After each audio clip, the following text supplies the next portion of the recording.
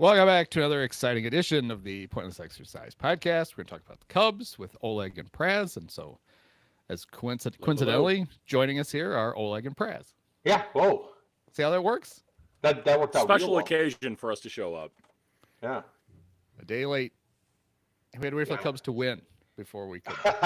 No, it was my fault. It was my fault. I went to see Death Cab for Cutie last night. Ah, there you go. Nice. Yeah. Well, there you go. And I couldn't go on Monday. I actually went to the game. So, if you want to blame anyone for the reason why they lost that game, also blame Ian Happ for fumbling that ball in the corner. But you can also partly blame me too. He didn't just fumble the ball in the corner. Then it ended up not hurting them. But then he made a terrible play. He made a wild late throw home, and Ellie De La Cruz walked to third base with one out. It's like, okay, you've already fucked it up. Just keep him at second. And he didn't do it. But somewhere there's the Gold Glove Committee who's over there going, ooh, another great play by Ian Happ. I mean, it still might be the best left fielder and base. It just doesn't take much. He might not be the best defensive left fielder in his own division. He's not the best defensive Brewers left fielder in his own team. Probably that as well, too. But I know the Brewers are really hyping up what Isaac Collins is doing these days. Oh, yeah, Isaac Collins, that guy. That's fine. He can have it as long as somebody other than Ian Happ gets it. That'll be fine. Listen, we will make it a tradition that the team that the National League Left Field Gold Glove winner comes from finishes in second place in the NL Central. Well, the Brewers have got to be the favorite for over the Cubs for the fifth best record in the second half now. They probably already won too many games. They're already overqualified. You think? Yeah, all right, that's fair enough. I see what you're saying. What? They're 44-16 in the last 60 games. Is that what I saw? Is that right? Yeah. Jesus. Is that good? It's annoying. I don't think very annoying. I don't think they're good. I don't. Maybe I guess they are good. They could pitch. Yeah. And that goes a long way. It's the thing. Like the Cubs have, I think, a more talented roster, but they can't pitch nearly as well as the Brewers can, and that's a problem. Right. There's I was thinking about this. I don't know how many players the Brewers have who you would take over the Cubs hitters. Like how many position players would you take over the Cubs starting? Andrew Vaughn, the best player in baseball. Yeah, the best player ever. Well, let's see. We might as well do this. So first base would be Bush or Vaughn, right? Right. Right. It's kind of a Bush. Yeah, I mean, I still don't expect the deal with the devil will end. Right. He's not. Right. He played. It's not like he didn't get a shot with the White Sox, and the Brewers have unearthed this unpolished gem. He sucked for 6 years, basically. He had one good year in 6, and it wasn't that good. It might be. I saw something on MLB Network where they were kind of breaking down his stance, and it took a week for the Brewers to fix him. So he's not a 420 hitter, whatever. Well, we've talked about that before. That it could just be that the White Sox are morons. Yeah, you're right. Right. But what is a realistic, an improved Andrew Vaughn is what? Really, it's a 265 hitter with not a great on base and a decent slug. But but right now he's fucking hitting 480. Yeah. He's Lou Gehrig and Jeff Bagwell put together. So who's second base for the Brewers? That's the great Bryce Terang. Yeah, Bryce Terang. That's a pretty close one between him and Nico. No, Nico's a much better hitter. They're both really good defensive second basemen, but Nico. It's funny. Terang might have a little bit more power, but in the head-to-head games, Terang has had some issues on balls that Nico wouldn't. So it's fuck him. Shortstop is not close. Although Joey Ortiz, I don't think has missed first base yet. But he doesn't really get there very often. Right. So that's Dansby. Man. Who's the Brewers' third baseman? Is it still Jeff Cirillo? Is that who's playing? Is it Wes Helms? Andrew Monasterio? Is he still around? I think. Yeah, I don't know. Who is the Brewers? Who's their third baseman? I think Joey Ortiz played some third base. Oh, it's Caleb Durbin. I think. Durbin, the guy they got for right. Devin Williams. Yeah, he's just a fat little. No. Yeah, I'd rather have Matt Shaw. Yeah, that's much more handsome. Yep. Left field, I'll take anybody over Ian Happ. So any warm body out there would be Isaac fine. Collins, come on down. Isaac Collins, all right. Center field would be a conversation, except Jackson Trio tore his hamstring off his leg. Yeah. So then Pete Yeah. gets that easily. I still would rather have Pete. I'd rather I'm have going to Pete, go yeah. ahead and say that's not a conversation when Pete is doing as well as he has been. This past Yeah. homestand notwithstanding, but, Right. And then right field, you got Tucker versus I don't even know who do they have. Yelich. Whatever the revolving door. No, Yelich is their DH. Oh. Yelich is DH. he's But made sometimes of- playing. Sal Frelick? Yeah. Oh, Frelick, yeah. What's Fuck with all that. these tiny little white guys they've got running around? Hey, we Milwaukee. thought it was just the Cubs that built Yeah, their team apparently only not. of white guys, Yeah, but we got rid of the Cubs got rid of their tiny one. They said it. That's true. That's true. Matt Shaw's pretty tiny. He is little. He's Yeah. 5'8", maybe. Yeah. He's clearly he's second base sized, playing third base. And then the catcher is the only position, right? William Contreras over whoever they got. Carson Kelly sucks now. Yeah. And Reese apparently McGuire, Williams' Amaya. broken finger must finally be healing because he's hitting the ball again. He had no power for most of the season because he was playing with a broken finger. Yep. I want to say that game, the last game that Shota started, he had Against no the home Brewers? runs all year against left-handed pitchers, and then he hit 2 off of Shota. Yeah, Shoto's just off that game. I mean, he's been incredible the last 2 games since that Milwaukee start. So I think Shota's okay. But He was, so he my was point pretty about good against the Brewers. He was terrible against the White Sox. He threw fucking batting practice stuff. Yeah, Oh, that's what it was. really It the was only the White Sox clunker game. he had. Yeah, Yeah. that's He right. was it the pitching White with a Sox lead game. against the Brewers. He didn't give a shit. It's like, Yeah, all right, there William, you see if go. he can hit this. Yeah. Yeah. But that's Yeah, my William- point. Sorry, my point about the Brewers is that, like, when you look at the position players, there's no, like the Cubs are just a better team. Well, hold on. We didn't get to one position yet. DH, you taking Yelich or Suzuki? I'm I'd say, still going with Suzuki, but Yeah. he's also struggled recently, today notwithstanding. All right. He just I mean, needed a Yelich day struggles off. for 2 months. Yeah. Craig gave Yeah, him his true. magic day off yesterday, and today he's fixed. Yeah. Yes, his Penny gets another day off magic, tomorrow. Like, his magic early but we August day off that he always needs. And that's not even David fair Ross now gave. because now the Cubs have Willie Mays Castro who can play any Mhm. position. who could play anywhere. Ah, that's true. Brewers don't have a guy like that. They don't He's got- actually the Brewers' whole team is made out of Willie Castro. Right. There you go. Yes. But that's so anyway, my point being is that like I still don't like I know the Brewers have been good. I don't understand. Like I just can't figure out how they're scoring runs or they're just not that good of a team. They're middle of the pack in WRC plus, they're middle of the pack in OPS plus. They're just they're average on It's offense. clearly ruddy faced Matt Purfey. their Yeah. manager. Matt Purfey. Although that was funny. Did you see the clip of him pulling out the pancake out of his back pocket? He Pocket pancakes, yeah. Yeah. That there pretty was good. a whole fun. thing early in the season on MLB Network where they showed him eating the pancake, and then that's why they asked him. Oh, Like he has it in there, like during the game, he will grab an Wait, extra. that wasn't just. Wait, hold on. Sorry, that wasn't a bit. No, I thought he that was does a it. bit. He actually does it. So what he does, he said he started in spring training. He would get to the park and like, especially when he was the bench coach, he'd get to spring training and guys like needed like somebody to hit ground balls to him or whatever. And he's like, Yeah. shit, I don't have time for breakfast. He would grab a dry pancake, Mm. stick it in the pocket of his sweatshirt and go out and run guys through drills. And then when he got a minute, he would eat the pancake and he decided he liked that.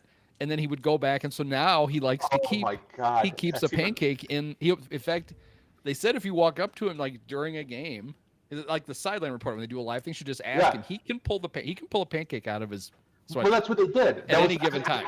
I thought, I honest to God, thought it was a bit. Like that's what I saw. Real Was thing. that? I mean, Sophia?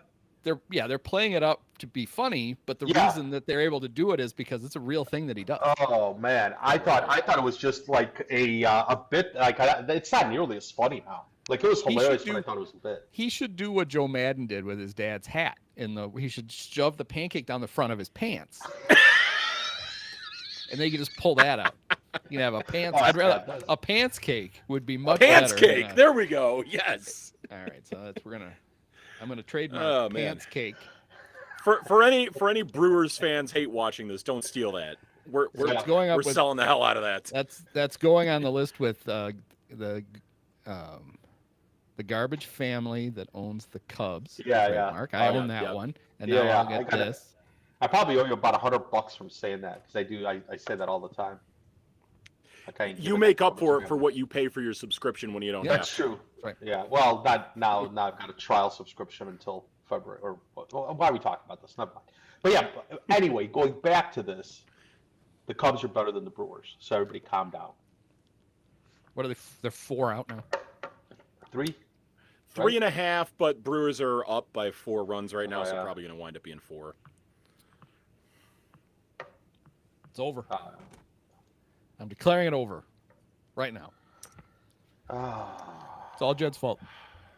At least though, well, we haven't seen the best of Mike Soroka yet. So once that kicks in, This is very true. Wait, what? Hey, I thought I was seeing the best of Mike Soroka on Sunday night. Or Monday night it was. you did. You Shoot. saw the only 2 innings he's ever going to pitch for the Cubs is what you saw. Yeah. He's signed for next year, right? So he can spend that on the injured list with after he gets his labrum fixed or his Yeah, I think rotator cuff or whatever it clearly is. It might be an option for next year. I don't think he's signed. See, I hope, ooh, I hope for his sake He- it's his option because Yeah. otherwise he's going to be rehabbing for free. here's one thing I'm wondering about too now. You know, the Nationals, like, they're famous for giving guys out a bunch of contracts and not insuring them. So I wonder if he needs surgery, is that all going to have to come out of Tommy Ricketts' pockets? It would because don't know. the Cubs inherited his contract, so it's up to the Cubs to do it. To insure it. Yes. Well, the insurance that doesn't. Well, yes, but I'm just saying if it didn't come, I don't know when they say the contract is insured if it comes with insurance too. I would assume maybe it does. He is. It doesn't matter. He's an unrestricted free agent Yeah. after the season. Okay. I just can't like it. What Judd did at the deadline was malpractice. Yeah. Kate This Horton was should sue him. Correct. You know, because I feel all along like as much as I like this team and they're fun to watch, I've always felt like okay, this team is not good enough to win anything important in the postseason, but they have a chance at the deadline to fill a couple of holes and become that team. And he Yep. didn't do anything of for now. Oh, he did get No. Andrew Kittredge, who pitched Yeah. the 5th immaculate inning in Cubs history. Yes. Is that right? So there's that. Wait, that's it. The 6th? I think they're 6th. They've only been tracking it since like the 70s. the Cubs equivalent of Dr. Jekyll, Mr. Hyde, where he's either amazing or he is giving up runs left and right, as was the case last night. He was kind of funny today. He basically said, I threw all the strikes today that I didn't throw last night. Hey, good sport. Good sport. And he had the Dude Abides hat on. It's standing in front of his Oh, head. did he really? I was like, Ooh. Other than the fact he looks Okay. like a homeless person. he does. It's great. He's great. He If looks he, like a- like I like a almost wish vagrant. that he would have. I almost wish they would have gotten Andrew Chafin with him, because those two Yeah. together would be Does that'd be fun. does Chafin still have the Camaro parked out in front of Wrigley somewhere? Did he take that with him? Or he just left it double parked? Apparently, I found this out not too long ago. The place that when he was a Cub where he would go to get it serviced at was like 2 blocks away from me. And I just like, I didn't know it at the time, but like I wound up taking my car there fairly recently. And like, I saw a bunch of pictures on the wall of Andrew Chafin. And I'm like, There used to Damn. be a shop right across Sheffield. Wasn't there one? There was like this weird, like there was like an auto shop like right next to Wrigley Field when there I used was to be a like the kid. car wash Walk by like by Clark and be and like, Waveland wait a there. minute, why is this here? I don't get it. Right. This is the best use of this real estate. There's- I'm sure the Ricketts long And there ago was kicked them one out. too. There was one too where like the Clark Street Sports is on Clark, which apparently that's getting taken out soon now too. But yeah, that sounds familiar. That like there's a mechanic like right We next used to walk Wrigley, by it on our which- way, like we'd park and we'd be wandering around getting to the park, and there'd be like an auto shop. Yeah. It's like, okay, I guess you gotta go somewhere. Let's see. When are you getting your car serviced? No, there's games all week, so you're not gonna get anywhere near the shop. So no, you can't do that. We'd Yeah, cut into exactly. business a little bit, I would think. You think we're using this lot for customers, different right. kind of customers, but we're charging those people $40 not for oil changes, but just to leave their car here.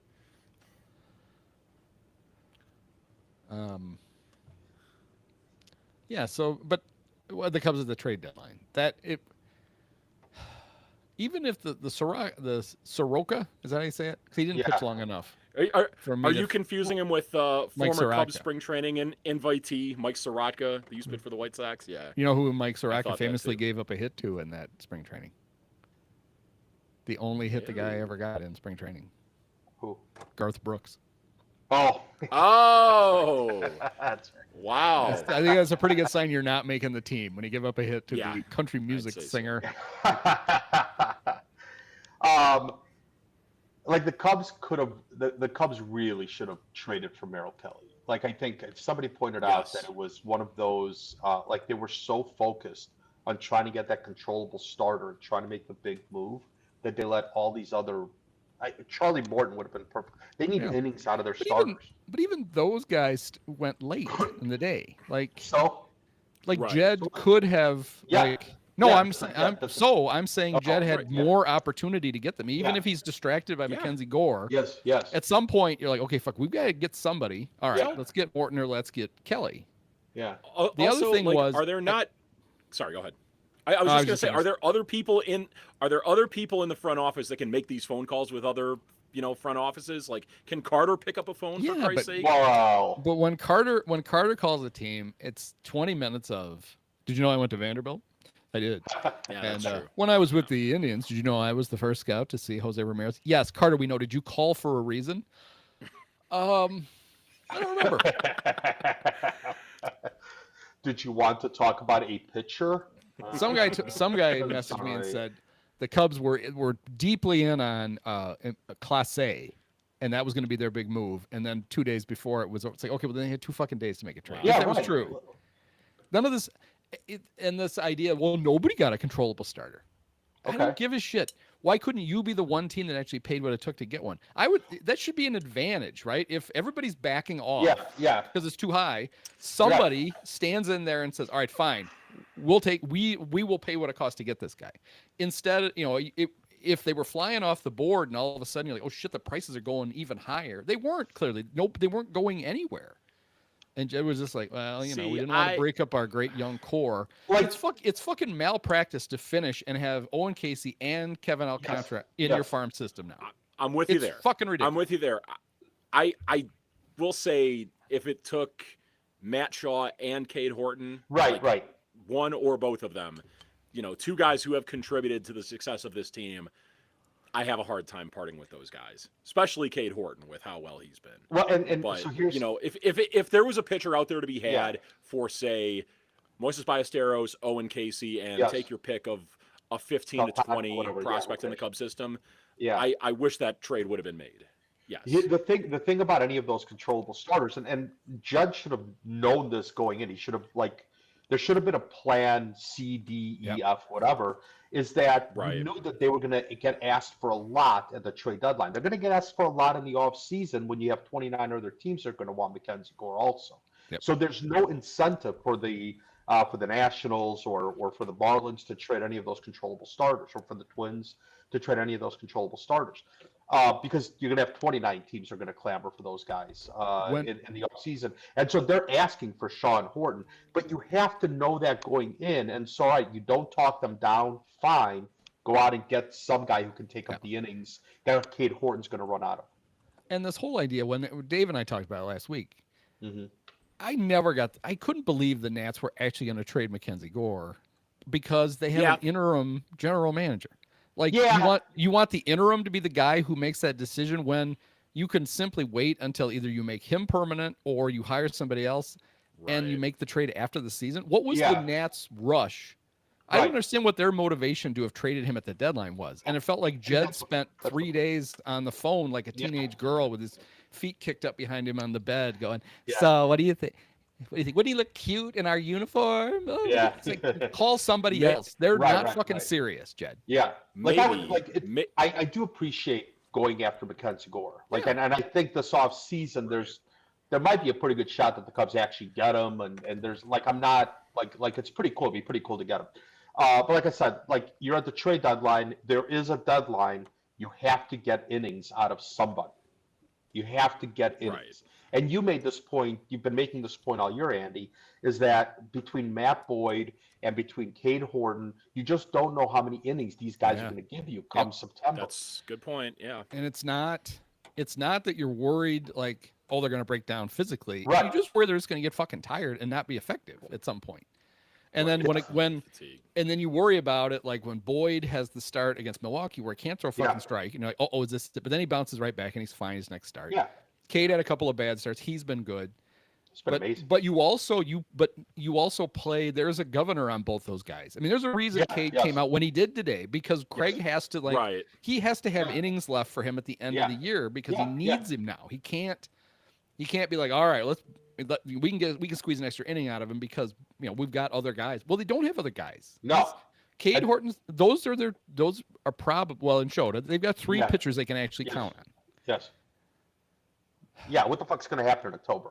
And that to your point, you just need somebody who could take like Charlie Morton is not a Cy Young candidate. He's not your number one starter. No, you're not getting a number one starter, but you're going to get somebody who give you 70 innings the rest of the year. Yep. Yeah, like that's what you need. And I know his nickname is Ground Chuck. Is he still like a big ground ball guy? Because like that is the perfect fit for this team. Well, and it's funny because he was like pitcher. he was the opposite of the guy they traded for, where Morton had started bad, and his last few starts were like he had clearly figured something out and was good again. Yeah. Where Soraka was like throwing 4 miles an hour less than he had been, and the Nats gave him like, oh, we'll just check, we'll give you a little MRI and check on it.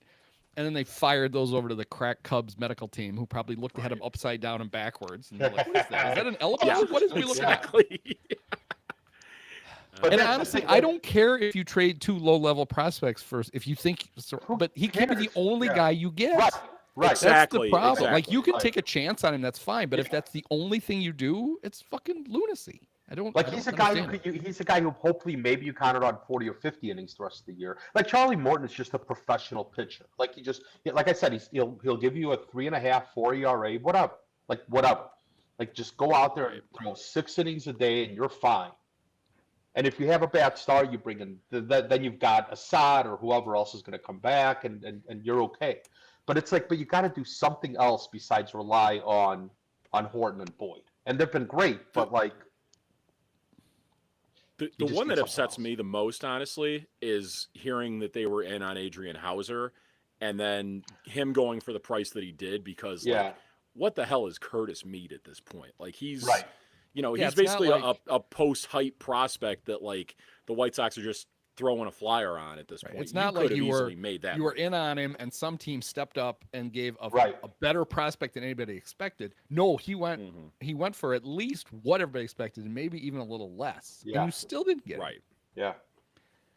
But I always felt that would be the perfect fit because, like, I desperately wanted, like, for the past few years, ever since they got Craig Counsell, I've been wanting the Cubs to go out and get one of the guys that he had in Milwaukee. I mean, obviously you got that with Colin Ray now. Mixed results there, but like someone who like had success with. They got him Taylor Rogers. Would be great. True, got Taylor Rogers, who had the only bad year of his career pitching for Craig Counsell in Milwaukee. It's the only time he's ever struggled. Craig has learned his lesson with Taylor Rogers, and he was only pitching him in games that they're already behind in, so it can't hurt us. Yeah, he's still bringing in Caleb Thielbar first. It's like Yeah. I got news for Craig. The other guy's better. Like you can reorder these guys now. I don't like that's the kind of stuff that really, really good teams should care about. And the Cubs just need it. Like I said, the Cubs just need innings. Like the offense will come around. I think I have faith in the offense. Like I just can't believe they didn't get somebody to take some innings. Well, would you have if they had traded for somebody who for a starter, the expectations were you're going to make 10 starts between now and the end of the year, and you're going to get 60 innings. Yeah. And at a 4 ERA, would that have been okay? Yeah. You know who that was? Amazing. That was that was in 202015 when they traded for Dan Herron at the deadline. Sure. That they works. just needed innings, and they got him. Yes. He got 4 wins in the last 2 months, and he pitched 5 innings every time out, and they could get to the bullpen without blowing up the bullpen. They needed. You could have done. The bar was that low, even. And they didn't clear. Yeah. I was there for his last career MLB game up in Milwaukee, last regular season game of that season. I get very skeptical when who did we hear from that teams were interested in Cade Horton and Matt Shaw. I don't know. We heard it from Jed, Oh, which is that to right? me means Yeah. it smells like bullshit. It smells Yeah. like I'm going to say they wanted 2 guys on our current roster that we wouldn't give up. Yeah. And the other thing would Would be you- then the prospect perverts have been telling us for years how great the system is. You're telling me that these other guys, they're so good that no one could be enticed Right. by them. Yeah. That was my other point. It's Is like when you that get like- back to, and I know Keith Law is just one guy, but I think this is a glaring thing where, Mhm. you know, the Cub fans were like, "Oh God, don't trade Owen Casey. You can't trade Owen Casey. He's ready to go right now." And Keith comes out with his top 60 prospects, and Owen's not on it. No. Yeah. And somebody's like, "Where's Casey on the list?" He's like, well, "He's not on it, and he shouldn't be. He's not good enough." Yeah. And that's supposedly your, you know, although I think most people think Ballesteros is their best prospect Yeah. The parallel to that for me Probably the is- strongest tool of any prospect with his hit tool. The parallel for me was the market told you what Justin Fields was when you could only get a 6th round pick. Justin for him. Fields. Yeah, it's the same thing here. The market told you how good Owen right. Casey is because nobody would trade you Right. a pitcher for him. a big league ready bat. We're told a big league ready bat. Yeah. And then Jed in that ill-fated press conference right after the trade deadline, Bruce Levine asked him, you know, when do you think we'll see Owen? He's like, pretty soon. Like, we're just going to bring him up. And it's like, well, okay, well, why? Yeah. Why are we doing that? I mean, maybe when honestly, when the roster expands in September to 28 and you add one hitter and one pitcher, I would much rather have Moises. Yes. Because I'd want that guy. Sure. I want a lefty sure. bat coming off the bench that I, sure. you know. For sure. The one thing I was thinking about though was like right before the deadline. You remember Hap? He fouled that ball off his foot in Milwaukee, and I was thinking to myself like they maybe might call him up. You know, if he's not getting traded, they may call him up and have him be the replacement for Hap while he goes on the injured list or something like that. But well, they ended up calling him Ballesteros. I think that's that. I think they telegraphed what was going to happen. They would just play Seiya in left and play Ballesteros at DH. Yeah, which would have been perfect. Which should happen. Kind of wish they would do that right now. Yeah, anyway. yeah. Hey, Hap hit one that'd out be there, nice. Oh, the Cubs were So so they close. did, yes. So how it was so close to a Todd Hollandsworth situation there with Ian smoking one off of his shin. He has just enough much more coverage on his shin guard than Todd Hollandsworth did in 04. Oh man. So that today to get out of the slump, they all wore the high. They all wore the high. is that right? Except for Ian. Oh. Is that right? Yeah, he won't do And it. Ian hit one out. He won't do it. And I said it's because Hap's too small. No, he's worried his wooden leg will dry out in the sun. He's certainly running like he's running on a wooden leg. Yes, That's is. the good thing. God. He can smoke a ball off his shin. It's not going to slow him down these days because Right. he's not moving anyway. So what difference is Well, it? you might scuff up the ball even, and then I don't know what that would do. But yeah, it was just like the frustrating thing wasn't that like the Cubs didn't go out and get a top of rotation pitcher. All right, those weren't available, whatever. But like to bring it all back home. Yeah, You need innings.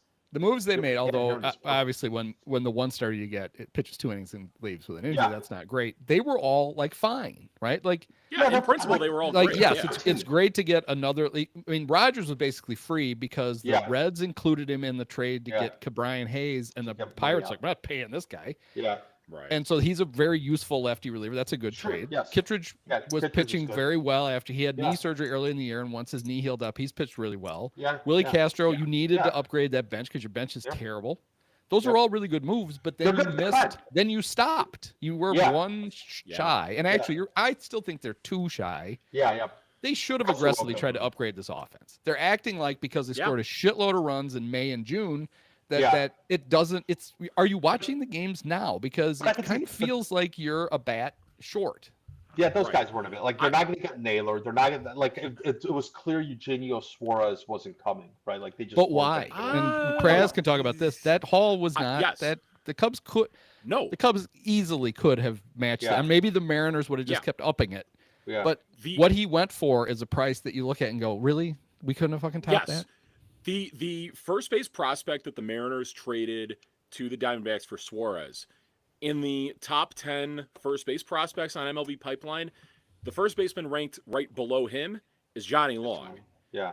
That like you have the guys in your system Yeah, to make yeah. that move, and That's maybe true. they wanted that specific guy, but there's other prospects ahead of Jonathan Long that But along with like 2 other no-name pitchers that you could have moved Yeah. off and gotten Suarez So for. I agree with you. I think they should have more aggressively tried to make that happen. My fear is that even had they make it happen, they would not have used it in the most sensible way, which would have been not to have played Suarez at third, but to have Suarez DH'd and to have Seiya play more left field. Because Yeah. Happ is giving you nothing. It's like, oh, he's red hot right now. Well, how many Right. fucking times this year have we been told he's red hot and his numbers still suck? It was right before. Right. Every time it happens is right before we record. So that's We hit a home run Exactly, today. Oleg, He waited yes. till they're up 4-0, and he hits a Right, home run in the yeah. 8th. right. That's what I'm saying. It's like he always hits Hey, one right before we It record. helped maintain the 5-run lead after Palencia gave up the run in the 9th. Okay. Palencia needed, like, he just needed some work. He got it. Whatever. Right. He's pitching to the score. Yeah. He threw a pitch to Ellie, 102, right on. He didn't get the call, and it's like right on the inside, like right at the knees Yeah. inside. It's like, holy fuck! Yeah. I mean, nobody can hit that. You can't. Palencia's good. Palencia's figured something out. I don't know if they made a tweak to his delivery or whatever. He's not walking guys. Like, he's just. I mean, he is walking guys. He's good. He'll be a perfectly fine, good closer. But see, that's also the other thing they could have done. That's what every other team did when they finally fuck, we're not going to get a starter. Yeah. You go out and you try to. It's like, okay, well, Yeah. fuck, we'll get one more like fire breathing closer Yeah, type yeah. for that back end. Right. We'll shorten the game on that end then. And the Cubs Yeah. were like, oh, we're good. Yeah, Helsley didn't really go for that Yeah. much, right? Well, Helsley, I well, don't think. Yeah, I know the Cardinals. Cardinals wouldn't aren't trade trading him, him to the Cubs.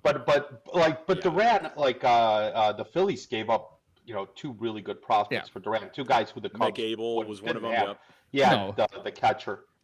Yeah, it Like, would have been more in and like I- it would have been more like Bednar or Yeah. because Yes, you Bednar- all Bednar weren't would have been trading. perfect. You also weren't trading for a guy to become your closer.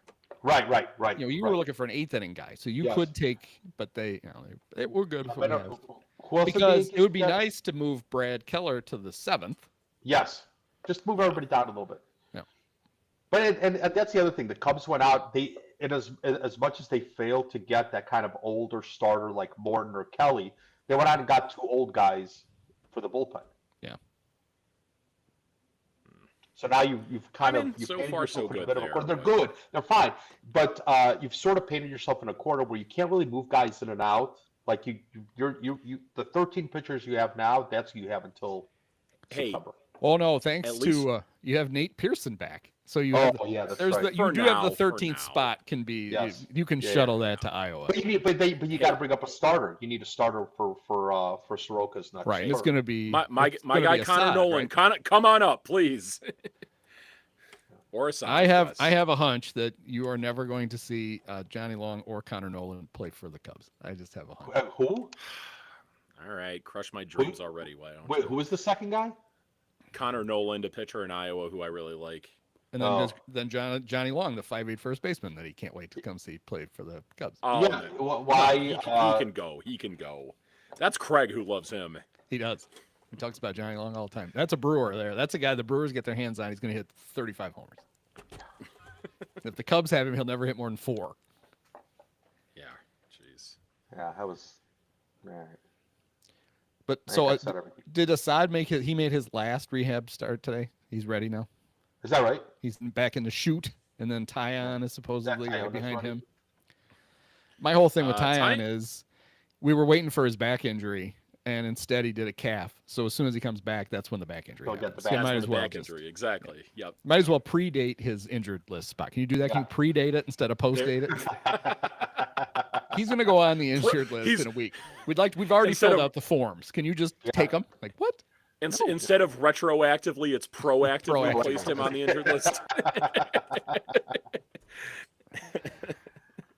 But that, I Oh, knew we were going to man. hear that, and we did. It's like, oh, but we're getting Maya and Assad and Tyon. That's like making 3 trades. It's like, no, it's not. They're already on your No. team. You were counting on them. That's not Yeah, 3 yeah, trades. You were counting on those 3 guys coming back already. You don't get extra credit for that. Mhm. Right.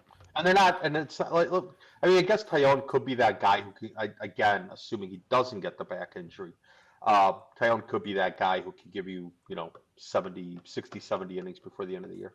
He Hey, better. at- That's what he's getting paid. at big least- bucks Now you for. have to. Right, now you have to. Now there's no. At least the Cubs pitching staff also made an addition by subtraction. Bye Ryan Presley. Yes. It was good. He was good for those 2 months. He was really good for a couple months. Yeah, You're he right. was, and then like the last When like you run out, you have to ring out. 5-10 outings. Yeah, That's sort of the He- thing. Once you get the new he, guys, he the old definitely guys hit can his go in. turkey timer at that point. Yeah, yeah. Well, No, it 100%. felt like as Craig was getting more, it felt like they were checking, right? They're like it was like in Jurassic Park. They were the raptors, like Yeah. poking at the electric fence. They were like putting Presley in increasingly higher leverage spots, and then he was starting to get smoked again. And they're like, okay, no, it's not really there. Yeah. Nah. I can't always find 7, 8, 9 for him to pitch to in Right. the 5th inning of games. Like he's gonna have to get real guys out, Right. or he doesn't have a Right. spot, and Right. he couldn't do it.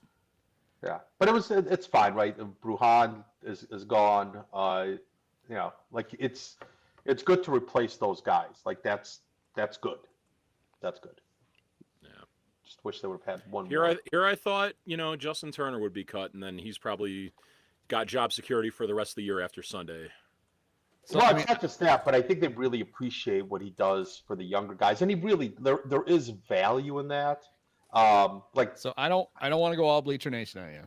Did Yeah. you read what they? I mean, so this is Mm-mm. what is Turner on the team for? Really, he's on the team to be a pinch hitter and to Yeah. take some first base at bats against right-handed hitters, lefties, or yeah, against left-handed lefties. pitchers. Yeah, Against lefties this year, he is hitting 292, 338, Yeah. 472. He has an 810 OPS, and Yeah. his pinch hitting numbers are fucking ridiculous. I gotta find him real fast. He's been really good at those two things. The problem Yeah. you have with him is, when you play him at first, you have an old man playing first Yeah. base. It gets very like nervous Right. over there. But that his limitation is just that he's 41 years old, basically. Not that yeah. it is funny though. He got off to a terrible start, and he thought, okay, he's been pretty good since then. It's still wildly like bad in April, okay in May, bad in June, bad in July, good in August. But he's been good at two things. He's been good at hitting lefty pitchers, and he's been good as a Yeah. pinch hitter. And that's his job as a pinch hitter. These are his numbers as a pinch hitter: 316, 409, 684. Holy shit! Okay. So you're not. That'll If you, play. you That'll would not play. have found a better. If that was the specific thing you were looking for, the right-handed hitting backup first baseman pinch hitter, you would have traded a real player to get a guy who probably wasn't doing the job as good as Turner's doing it right now. True. So That's fair Are enough. you he's actually are earned you his still on spot. his baseball reference page right now, Yes. by chance? Do you happen to see what his career WAR is now?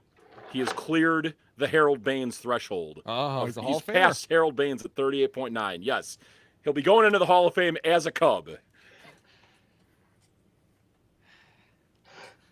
What in his WAR? You just made Donahue's head explode. But Harold played forever, right? Came up young with the White Sox. Oh yeah. You played for 20 years. When Turner came to the Dodgers, he was already 29. His career Yeah. WAR was Yes. -3, -7, -9, 7, 5. It was 0. He had Yeah. 0 WAR Wow. until he was 29 years old. So his 38.9 has all come from 29 to 41. Mm. He was real good. He's for his- he's Do the you know Luis how many- Gonzalez of this era. Do you know how many career walk-off home runs he has now with the one he got against Baltimore? Is it one? I can just tell you, we've seen them both. Ha, Because he just- also had the one in the playoffs off last. Oh yeah. That's why he said after the game- Yes. Okay. He goes, well, I'm glad Cub fans could enjoy this one. Oh yeah. That was his Ah, comment after the. that son of a bitch. God, that's good, Justin. All right. You know what? I'll delete one of my negative tweets about you. One of them. And I do No, think, don't and do that. I'm not, I am very anti. Let's keep the old guy around because he's a good influence. If you can't play, if you're an old guy who can't play, you're a coach. You're not a Right. Right. That's. But the fact that he is contributing, he clearly has like a really good connection with Pete. Yeah. They're like buddies, and he, Yeah. and there is a video on the Cubs Instagram thing right now of when they were in Japan. They, in the lobby, I guess, of their hotel where they were staying, there was a pair of newlyweds who were like hanging out, Yeah. and Pete and Justin go up and they're talking to him, and the Cub video crew spotted them, so they come over. And the reason newlyweds wanted to talk to some of the Cubs was they were coming to Chicago for their honeymoon during the summer. Okay.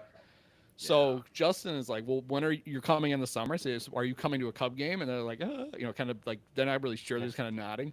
He's like, "Well, we'll get you tickets." And so one of the Cub guys, you see them hand them a card. Did the newlyweds know who these guys were? Did they know who Justin Turner, or did they just sort of come up to him?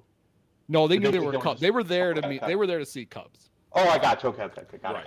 And so then the video cuts to yesterday, maybe. Okay. And they're there. They're at Wrigley. Oh, wow. And they're on the field, and Pete and Justin are over there talking to them, and they each gave them a jersey, and it was a very nice little wholesome. But the thing you realized is that Pete and Justin are like actually like really. This is not like fake. This isn't content. Like this is just two really good guys who were like thought it would be cool if the Japanese couple got to come to Wrigley and meet them, and then they. I'm sure they were tipped off. Like that's who this is because they acted like they just recognized them. Okay. They're like, "Oh, you're here." It's like I have a feeling somebody told you go to the field because they're there. But it was nice. That is nice. I mean, Pete seems like he probably shouldn't be, but he really seems like a genuinely down to earth guy. Yeah, he's super impressive, and he was even like 2 years even when Ross was using him in all the wrong ways in his crash course 2 years ago. You never got the feeling like, okay, this is going to ruin him. And I'm so sick, and it keeps coming up. There's this whole thing about like, remember when he was 0 for 13 and everybody said he couldn't hit? Nobody fucking said he couldn't hit. No.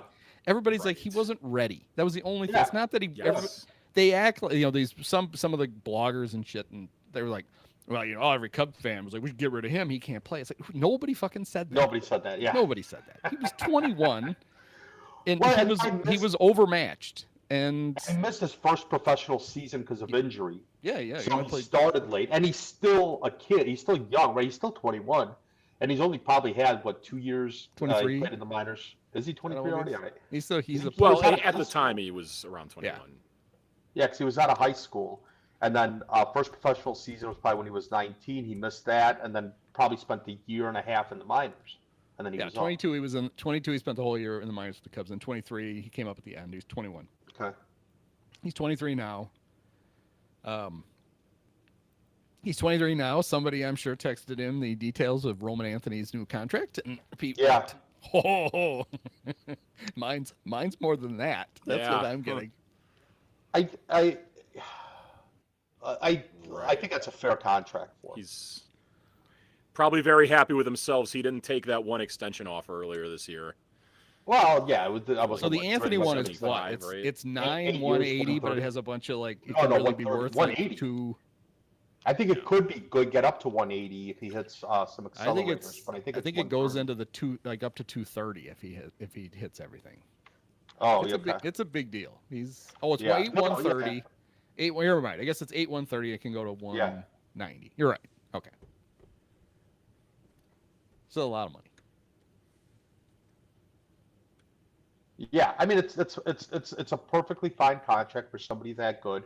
There's a couple of club options at the end that'll pay him. And I think if you're looking at it, this should be if the Cubs offer Pete Crow this, Pete Crow. I'm saying it unironically now. If the Cubs offer Crow Armstrong this contract, he should probably take it. I would take it if I was him. I'd sign for it. I would take 10% of it. Yeah. I'd sign for half that. Yeah. Oh, I got you out, man. These greedy kids. I know, right?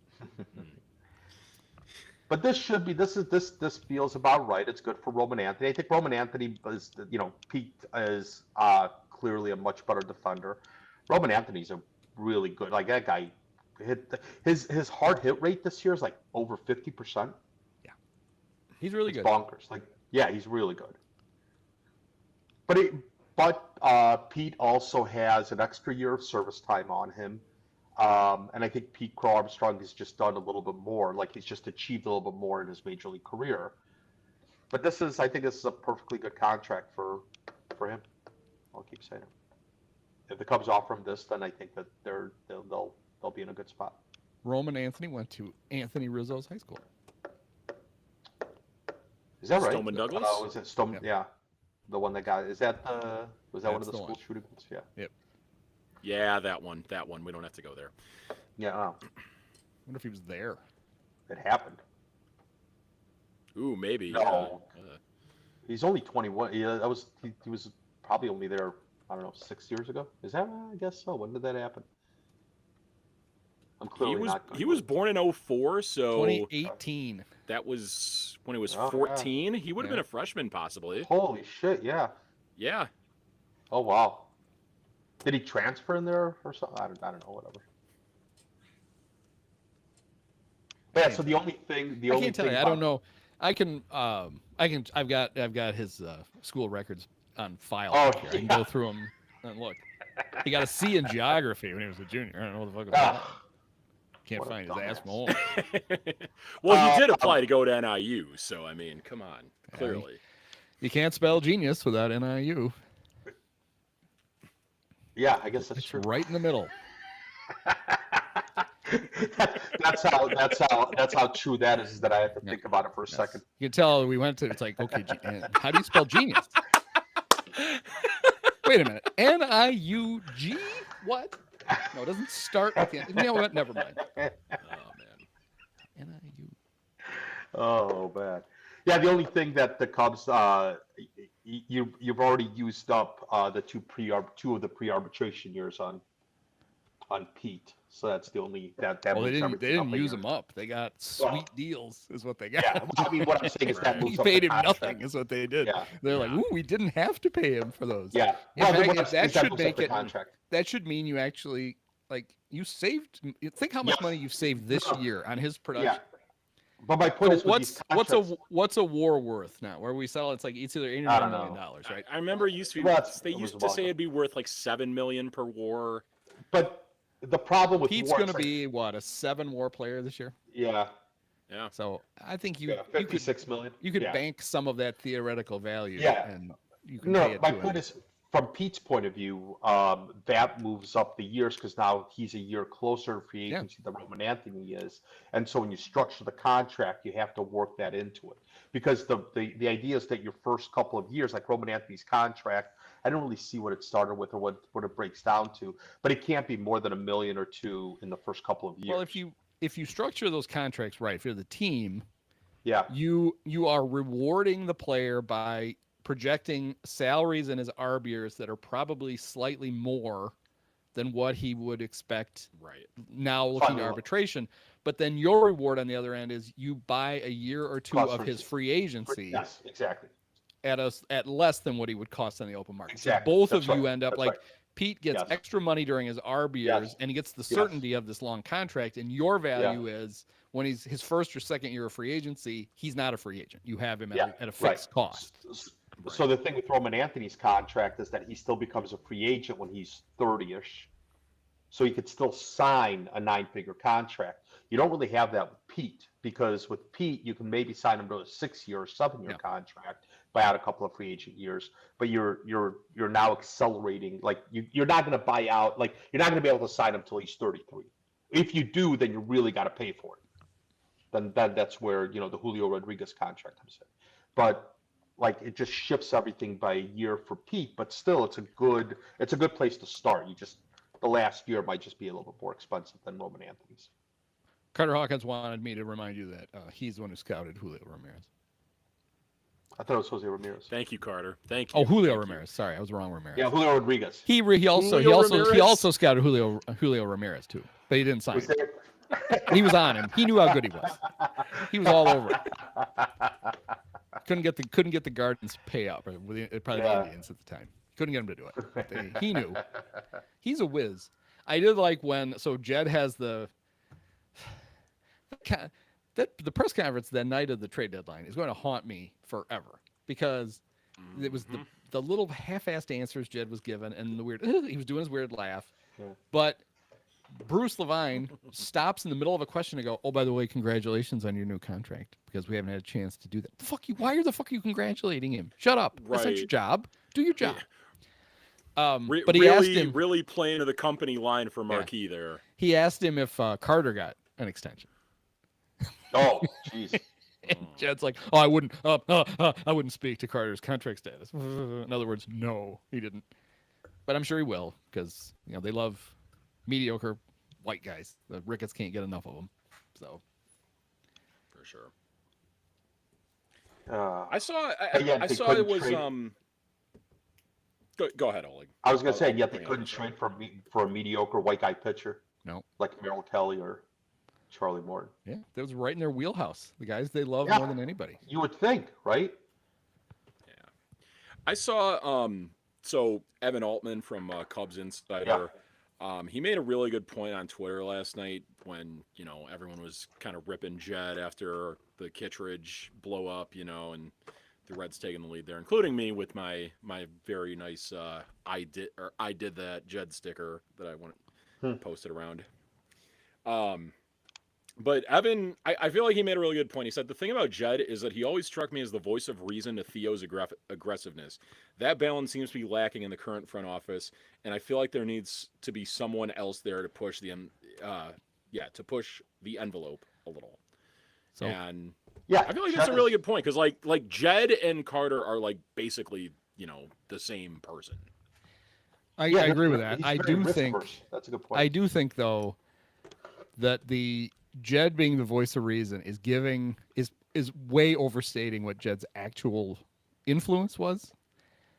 What it seemed like was whenever the Cubs made a bold trade, Jed was the one who said to the media, "Well, I think he basically poo-pooed that like we were being reckless with this." Theo wasn't listening. Jed couldn't talk Theo out of shit. No, If Theo right. wanted to do it, Theo Right. was going to do it. Yeah. And I think you find with the better general managers that being aggressive is better than being what Jed is. Yes, you're going to fuck up a trade once in a while, but you're never going to get a really good one if you're constantly like sitting there weighing the long. Oh, I don't know about this. It's at Right. some point you have to like channel your inner Jim Hendry and go, fuck it, we need this guy. Yeah. We're going to pay what it costs to get this guy, and they just Exactly. wouldn't do it. And So this I goes messaged back. I messaged John Greenberg because he was at that press conference. I messaged him because he had asked about, and I just said, I messaged John and said, Henry would have got him a starter. Yeah. They have a fucking starter. They'd be talking about it right now. Yep. The prospect perverts would be going nuts about what they gave up. And he's like, yeah, he would have got a really good starter for like Sean Gallagher and 4 12-year-olds. Sure. Yeah. And Corey Patterson's little brother, yeah. But that this goes back to the point that you were making about what's a win worth, right? What's the salary for a WAR, and that there's sort of, I think, a new feeling that the higher the WAR is, like Pete's value is more than $8 million per win, right? Yeah, That's like it's right, like it the better compounds. you are, Yeah. like it's a hockey stick. It's exponential, And it does so make the sense. idea- Because Right. it's easy, and the Cubs, most of their team is made of like 1 and 2 WAR players. Well, And then the yeah. reason that it works and it worked, and it will eventually once Kyle Tucker gets his head out of his ass, is you had these like really good, solid players, Right. plus Pete and Kyle. Yeah. And it allowed a guy like when Seiya goes crazy in the first half, Yeah. that's just like extra value. Right. Yep. And that's the thing, right? Is that those 5 WAR players are worth $50 million. The 2 WAR players may only be worth $15 million. So Right. it's just not And linear.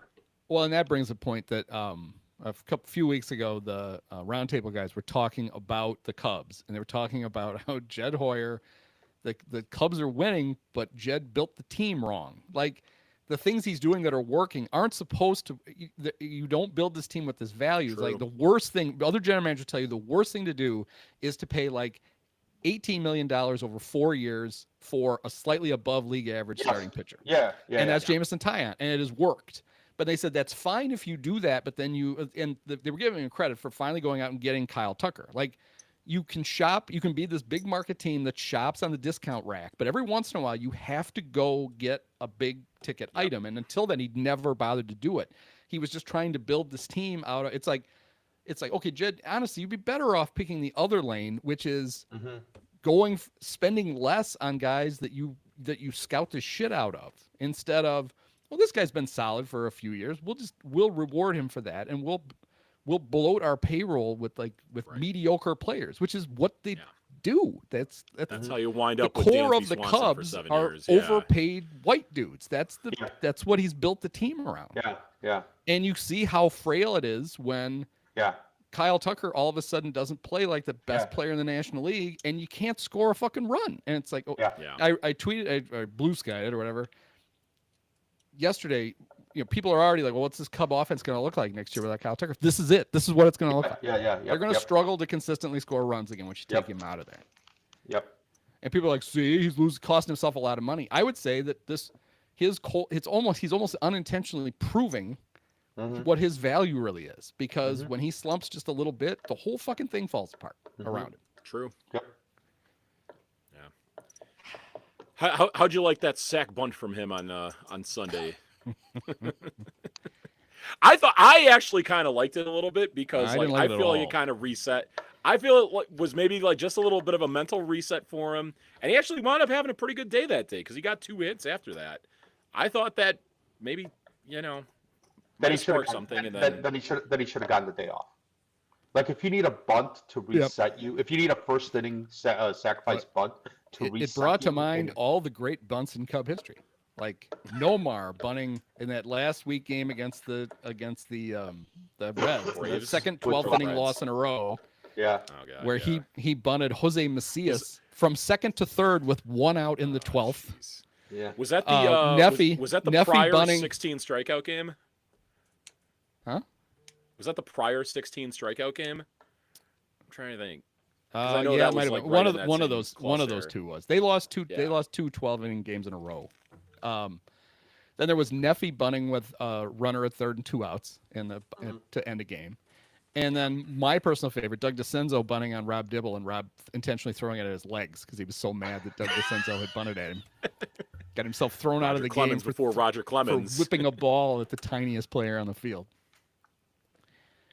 But guys, I don't think Kyle Tucker's really struggling all that bad. This is fine, right? Since July 1st, he's hitting 208 with a 353 on base and a 271 slug.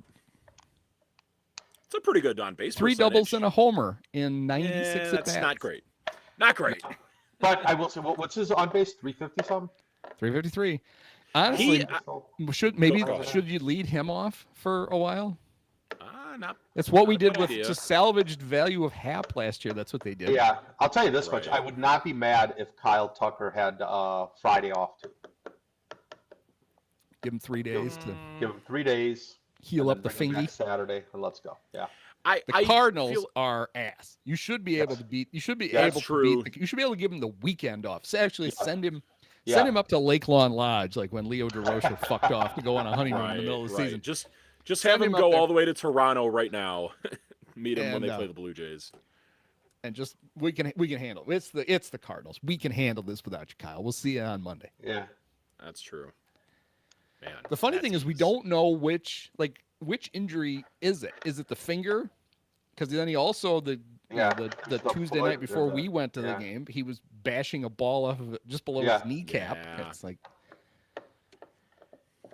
He just needs a good reset, which is totally fine and all good. By the way, speaking of the game we went to, Oleg, you can officially give me whatever I told you so for all the talk from me about trading Miguel Amaya, because I know that really enraged you. Oh God, what the? Yeah, I can't. Yeah. I mean, we went over it on the podcast too.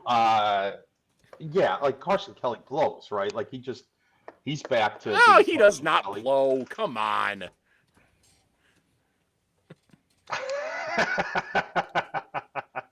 I'm gonna do it again. I enjoy looking at Carson's numbers since the incredible start. Let's see. It's Yeah. You could do him since July He's 1st. he's turned it back. No, July has been a good month for Carson. You Kelly. don't have to go. You can go all the way Was it? back to since this isn't terrible, but it's not. His last 63 games. 246, 328, Oh, 401. yeesh. 7 homers, 18 RBIs. Okay. It's funny when he from a catcher. Okay.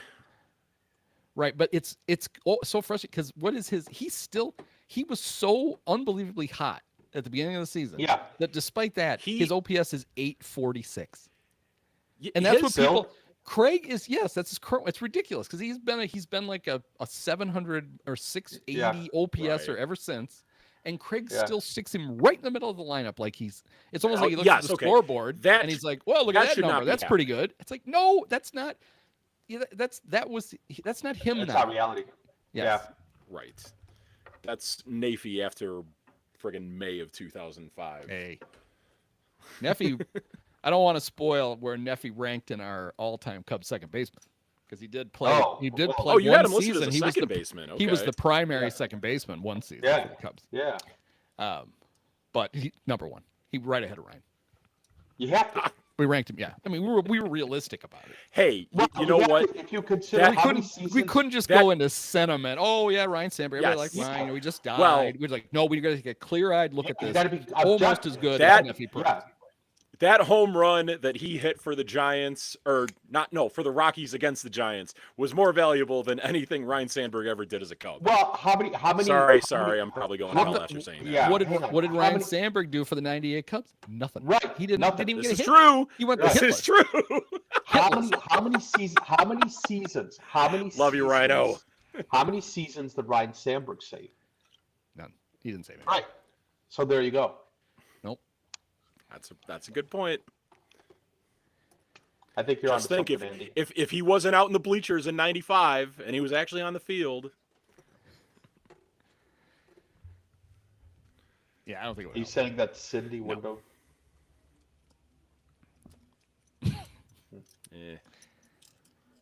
I wasn't going that direction. I'll be Big win, glad. actually, big win in the wild card standings today for the Cubs. What's The that? Reds could have pulled within 2 games of the final wild card spot Oh, Right. with a win today. So they're back to 4. keep them at bay. Well, Keep them at bay. today was also they came into it tied for the season series 4-4. Cubs. Oh, well, it You could know, be. It's ridiculous the lead. that we might be looking at that stuff. We could very well be looking at Right. it if all hell goes. If everything Here's goes the to thing. hell. Like here's at the end of the day, here's the thing. Since the All-Star break, the Cubs are still 9-9. There are 500 teams since the All-Star break. Well, and that's funny. So It's like not- our buddy Chuck Yeah. keeps retweeting like Yes. at the Cubs high water mark, like Yeah. early in the year they were 14 games over, and he's like, most teams who have a good record, that's what happens. It would be like if he was a Brewer fan in a month, he'd be going, for 60 games they were 34 games over, and they've been Yeah. 2 under since. This is their Yeah. level. It's like no, Right. most teams who have a good record have like one huge like stretch where they're really good, and then they're Yeah. there are a few games. Yeah. Good teams, there are a few games over 500 in the other games, and then they end up like 28 games over 500. That's how that Yeah. works. Yeah. It's so funny that he just keeps reposting it. Right. Well, It's like the you're not 20 proving anything. I don't know what you're trying to prove. The 2016 Cubs in those 20 games before the All-Star break, right, famously were 10 games under 500 for 20 games. Right, I'm sure he was 5 and tweeting it back 15. then. They were 25-6 at one point. Now look at him. Right. Yeah. It's like you're right. I thought they were going to win 25 out of every 34 games the entire Yeah, season. yes. That's what I thought Yeah. was gonna happen. Exactly. Yeah. So they're not like the Cubs are still fine. And there is something to be said for getting some guys back and getting some guys healthy, and now you can cover some innings. Yeah. So they are what they are. Would just be nice if the frickin' Brewers would ever lose a game. And it just so crippled happened. It myself just saying so that. happened. Yeah, it just so happened that Tucker and Seiya kind of hit the shits Yeah. at the same time. I guess the one thing we can lament with the Cubs against the Brewers is that I think they account for about like 25% of their losses for a pretty decent stretch with 2 of them. The Cubs. Sorry, say that again. The Cubs count The Cubs by 20% beating the out Brewers account Yeah. for about because they simply just don't lose. 36 and 14. Yeah, well, whatever. Well, the Cubs have, with the win today, they have they're the second best record in the National League again. That's how Mhm. bad they are. But they only have the second best run differential because the Brewers have raced past them. The Yeah, Brewers that's keep true. in- Is that right? I don't know what Yeah, they're doing. they had- They're pouring it on, probably. I'm sure against Atlanta tonight. They're 11 runs. Their Yeah. run differential plus 126. Cubs is plus 115. Right. Those two are Right, by because- far and away the best in baseball. Mhm. Nobody Because else is even close Brewers to had- 100. the Brewers had a weekend reminiscent of the 2023 Cubs when they were in Oakland against the Nationals this past weekend, where every game was like 15. Were they in Colorado? Was Milwaukee in Colorado? No, in the Washington against the Nats. Nationals. Oh, in Washington. That's right. Yeah. The Nats have packed it up. Hey, clearly, the Nationals would have put up a better fight if they still had Mike Soroka. Well, they probably No, would if they put had, up if they didn't have. you know what? If The they called Cubs should. Casey. What if they had Matt Shaw and Cade Horton? Yeah. There you go. The Shoot. Cubs. This is. See, this is. They probably would have swept. We didn't the think Brewers. outside the The box Cubs, with this. The Cubs would be tied for first. Way to Yeah. go, Jed. Yeah. Should have been looking at the schedule the whole time. I will say, like I am glad that Jed did not trade Matt Shaw nor Cade Horton. I am in agreement with you on that. But like I said, I just want to stress this point. I think it's very clear what the market thinks of Owen Casey Yeah, not much. and That's what Kevin it is. Alcantara. Yeah. Yeah. And and that's the other thing. Like I know that there are these rumors that they didn't want to trade Ballesteros. I don't know if I buy that very much. No, that's what he doesn't have a position. I mean, Right. I There's value in I wouldn't in give him having, away, a DH. Yeah, I but wouldn't give him away. Right. it's hard to like project like what is his long-term future with the Cubs if he doesn't like somehow become a catcher.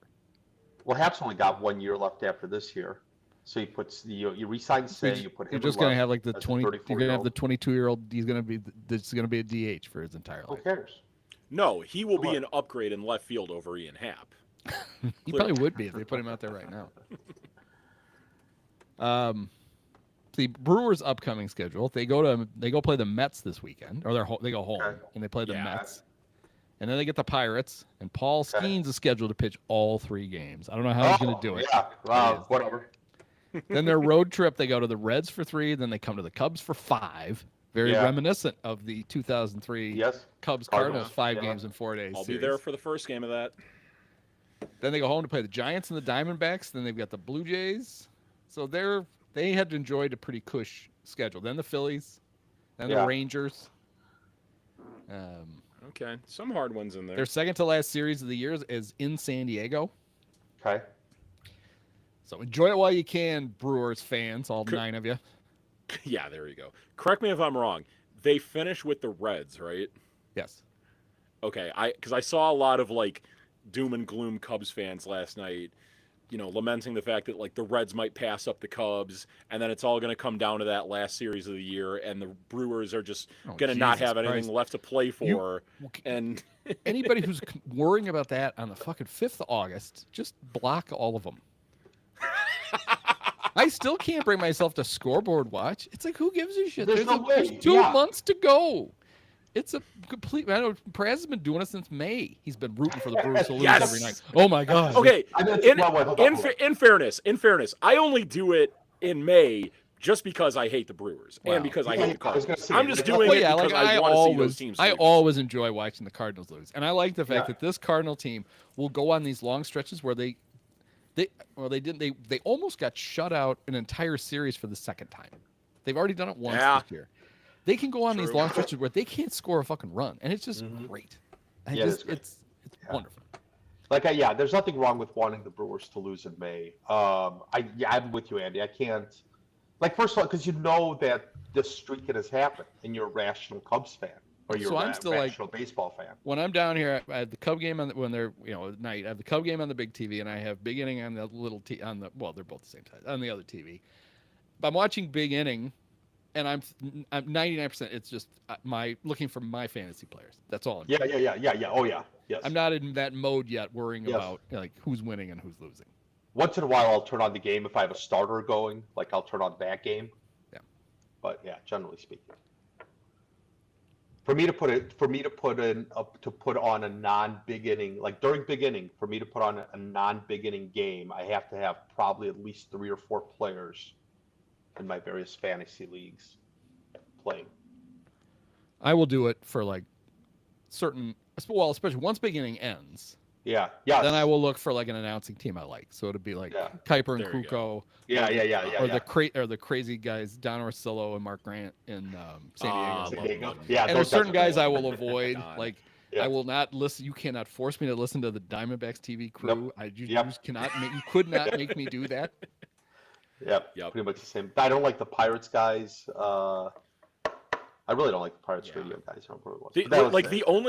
the only good thing about the Pirates TV booth is I do like the call of when they win and the guy saying "Raise the Jolly Roger," but like that guy is so freaking milquetoast. Well, and he Yeah, only gets to honestly, do when it he's- like 38 times a year too. So the poor That's guy true. That's true. got a lot of pent up Yeah. energy. I got to watch the Cubs play the White Sox, so I got to listen to the White Sox broadcast. With John God, that was Schriffen, awful. Oh man, that was awful. he's, kind of seeing a lot of similarities between him and our guy Thumbo. Dude, Thumbo. Oh man, the other day I was so it was on Big Inning, so I got to hear Thumbo asking Jim DeShays. I don't know if you remember this. He was talking to Jim DeShays about guys who going out to dinner as a rookie and trying to get him to admit that he was hazed or paying for dinner and stuff. And DeShays was having none of it. Yeah. One of the things I really enjoy is Jim will very often, Thumbo will ask him a question and Jim will just answer no. Yeah. Like it's supposed to be like a conversation starter, Yeah. like, hey, let's do. But he always phrases them as yes or no questions. And a lot of times Yeah. Jim won't want to talk about it. He'll be like, no. It's like, so what do you think about? I remember in Tokyo, he asked him about he was asking to evaluate Matt Shaw. And Jim's like, we've seen him play twice. I'd kind of like to see him play some more before we worry about any of this. Matt Shaw's very short. I He's a good-looking feel guy. like the one thing that Cohen and DeShays bond over is probably one of the things that DeShays you would think would least want to talk about is you've heard the story a few times on broadcast recently of the fact that DeShays his last career game was against the Cubs and he knew that it would be his last career game that morning because of the conditions with the weather that day because the heat wave in Chicago in '95. Yeah, he's told that story with Boog a bunch of times too, and with Len. So it's just, that's one of his True. go-tos. So he's more than he's just used to. He does kind of go into, I think with Thumbo, I think he tunes Alex out a lot. Yeah. And so he's got he kind of just goes into one of my 15 stories that I can just tell to fill time, and I'll just give one to Alex, and he'll feel real special that I'm talking to him, but I'm just not really paying any attention to him. Yeah, but it was kind of DeShays. And then he mentioned Billy Doran. You never had to pay for a meal when Billy Doran was at dinner with you. Great story. Billy Doran. It was just kind of what's it? Alex Cohen, is that his name? Yeah. Alex Cohen. He just kept because now I keep calling him Thumbo, and I feel like I'm stealing it from you. No, that's fine. I like it when people ask me why do you call him Thumbo? And I just say it's very nuanced. He's dumb and he looks like a thumb, and other people are immediately like, "Oh, that's great." Yeah, well, that's the idea. That's the idea. But he kept asking, he's like, "Well, what would happen when you were a rookie and you went out to dinner?" He's like, "Well, usually one of the veterans would pick up the check." You never had to pick up the check. He's like, "I don't know what to tell you, man." He didn't say that, but it's I don't know what to I don't know what you want me to say. Oh, I remember Estrada threw 101 mile an hour pitch, and Alex Cohen goes, "Oh, it's amazing how commonplace it is to see a guy throw 100 miles an hour now. But back when you pitched, almost nobody did it." And DeShays is like, "Well, I pitched with Nolan Ryan, so I saw it a lot." There's this guy that I was teammates with. You may have heard of him. I may have seen it a few times, Alex. I'm sorry. I tell you.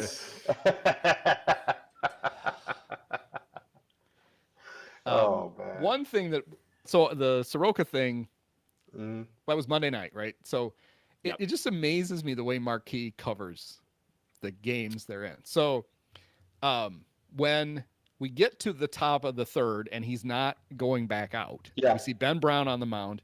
Marquee then shows us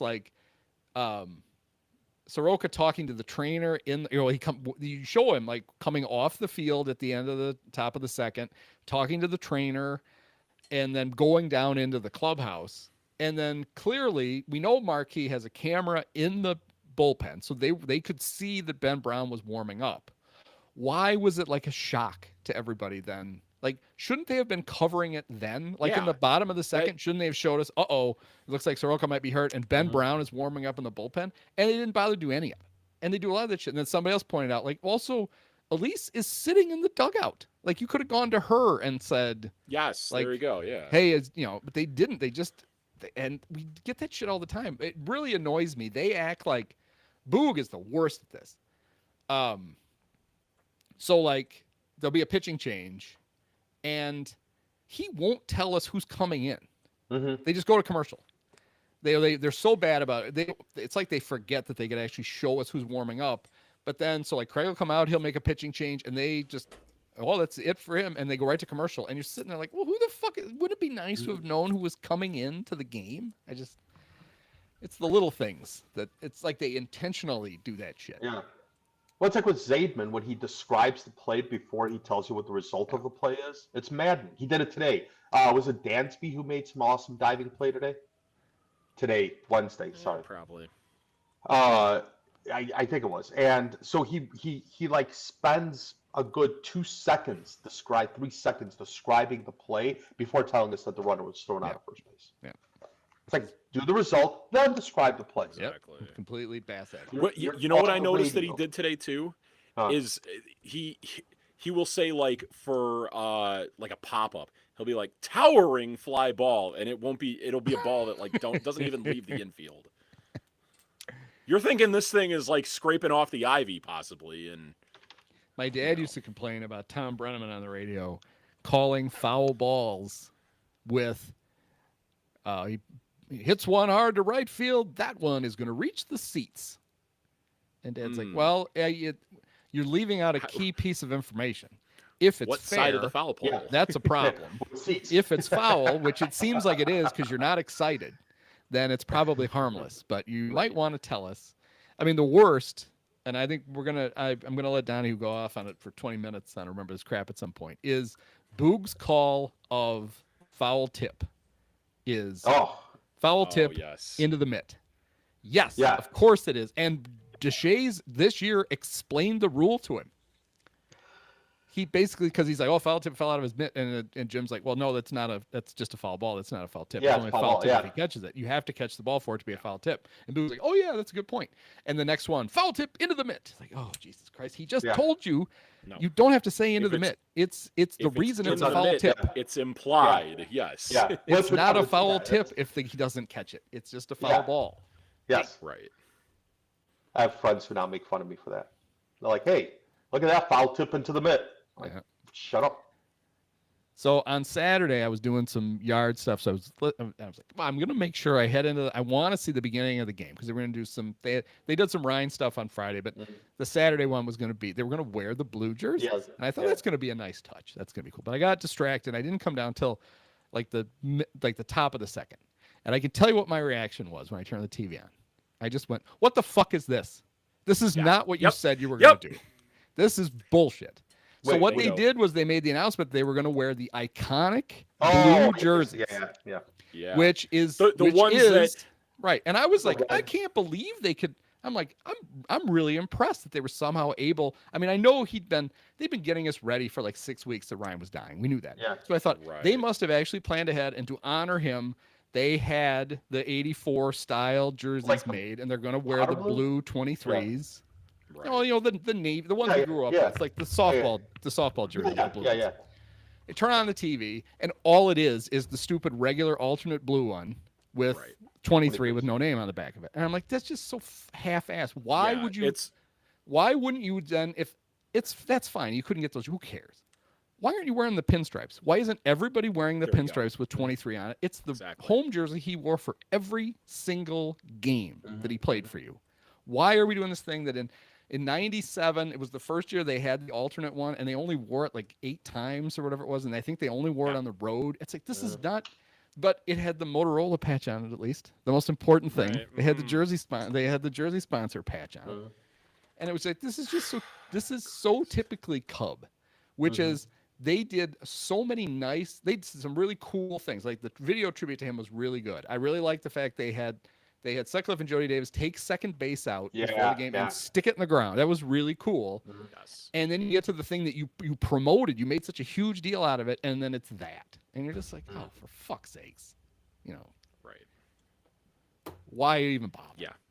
Yeah. And that is probably the worst uniform combo that the Cubs they don't use it often, thankfully, but I know they used to a lot. I know Carlos Zambrano, he would always pick that uniform. Carlos for his and home Matt starts Clement. So it used to happen Matt 40% of home starts. The Cubs wore the stupid blue top with it looks terrible with the pinstripe pants. It looks awful. Yep. And then the Ricketts family got rid of it. The pitchers weren't picking anymore. But it's weird when Adbert Alzolay made his major league debut. He played against the Mets. 2 games in that series, they wore the blue jerseys with the pinstripe pants, and they never did it again. They hadn't done it for like 2 years, and they never did it again. And I always wondered if like one of the clubbies fucked up the laundry, and they're like, guys, they're gonna have, we don't have enough clean pinstripes. See, Can they wear the blues tonight? Because came out of nowhere, and then it just disappeared. They never did it again. See, to bring it full circle, this is why the Cubs should have traded for Chris Sale. He could have cut them all up. Yeah, he would have seen those Exactly. ones, and he would have just Fuck that. That's what Nico should have done. Nico wore the flip down sunglasses. Oh yeah, I saw That that. day. That was a nice touch. touch. Yeah, that was nice. And it was, not that it was intentional or anything, that like the first ball put in play of the game was hit the second base for an out. Yeah. I learned apparently that. Oh, sorry. Keep going about this. No, Go ahead. I'm going to. Well, if we're gonna change topic, I was just gonna say Sutcliffe was talking about, he was getting interviewed by somebody, and he was going on about, Ryan really loved this team, and there's so many guys just like him, like Nico Horner reminds me a lot of Ryan Sandberg, and I really like this Matt Shaw kid. You look at him, and he's taking him. But the guy who reminds me the most of Ryan Sandberg on that team is Ian Happ, and I went, fuck off, Rick, shut up, shut up. Don't you have little league stories about Ryder to tell instead of this? I'd rather hear that. To be fair, they do have similar personality. But that's actually what he was talking about. Okay. Was that Ian wouldn't say shit with a mouthful, just like Ryan. Right. That's basically what he was saying. Right. Just don't do that. Don't equate the two. Okay. Sorry. Apparently, that's apparently what I learned was that the Cleveland Guardians, keep asking MLB if they could wear Larry Doby's number. It's terrible that they haven't been able to do that. That's unbelievable. That is. Like the fact that is it because of something with like bringing back like Chief Wahoo or something? No. They've been doing it for a long time. They did it back when they were still the Indians. So that's not the thing. And I think they would just wear Cleveland. I don't think that they're never they have vowed Chief Wahoo's never going to appear on the field again on a uniform. Right. But yeah, they've asked multiple times because Larry was the first black player in the American League. It's not it's just like he was our first black player, which would still be worthy of it. Right. This is the Jackie Robinson of the American League. Right. And MLB has been like, no, we don't want to do that because that'll start. What if other teams want to do it? Why would that be bad? So let everybody do it. Right. It's once a year, if that, maybe once every couple of years. Actually, wouldn't it be cool if next year on Jackie Robinson Day, what every team did was they wore the number of the first black player on their franchise. So all the Cubs would every Cub in 14, yeah. Because Ernie was the first one. So that would be awesome. And then fans might actually learn who the first black player was. Yes. And then Red Sox fans might ask why it took Pumpsy Green. It was like Pumpsy Green, Pumpsy 10 years after everybody else. Dad, to be fair, how come our first black player was Pokey Reese? To be fair, to beat out the Boston racist stereotype, Pumpsy Green was not the first black player in Boston because when the Braves were still there, they added a black player first. Sure. Sam Jethro. So it's the Red Sox who are the real racists here.